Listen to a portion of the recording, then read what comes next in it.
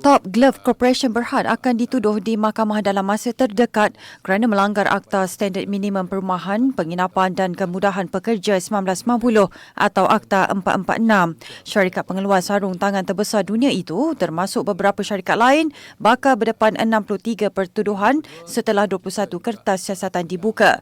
Ketua Pengarah Jabatan Tenaga Kerja Semenanjung Malaysia JTKSM Asri Abdul Rahman berkata operasi penguatkuasaan dilakukan serentak pada 26 November lalu terhadap 6 kumpulan syarikat Top Glove di 5 negeri iaitu Perak, Kedah, Kelantan, Negeri Sembilan dan Johor. Tindakan itu dilakukan ekoran penularan wabak COVID-19 dalam kluster Teratai, membabitkan sebuah kilang milik Top Glove di Meru, Kelang. Hasil siasatan menyeluruh ke atas penginapan dan asrama pekerja mendapati majikan tidak mematuhi Akta 446. Kesalahan tersebut termasuklah gagal memohon pengakuan penginapan daripada Ketua Pengarah Jabatan Tenaga Kerja, asrama yang padat, tidak selesa dan tiada ruang peraudaraan yang sesuai, tiada ruang rehat dan juga tiada ruang dapur yang disediakan, dan yang sebenarnya tiada perakuan menduduki bangunan ataupun CCC ataupun CF.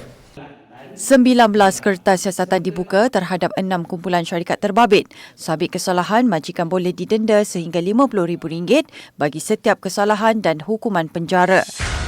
Sementara itu, hanya 665 daripada 54,000 majikan dan penyedia penginapan berpusat memohon perakuan penginapan selaras dengan pindaan Akta 446 yang mula dikuatkuasakan sejak September lalu. JTKSM menyeru majikan segera berbuat demikian sebelum tindakan diambil. Kita tak nak penginapan yang disediakan kepada pekerja, sama ada pekerja tempatan atau pekerja asing, menjadi tempat atau punca merebaknya penyakit, terutama sekarang ni kalau disabitkan dengan COVID-19.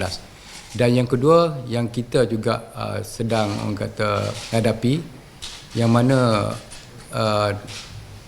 setengah-setengah sektor ataupun subsektor telah disabitkan dengan penggunaan buruh paksa, yang antara elemen ataupun indikator buruh paksa yang dinyatakan adalah kegagalan pihak majikan menyediakan tempat tinggal yang sesuai ataupun tempat tinggal yang padat juga boleh disabitkan.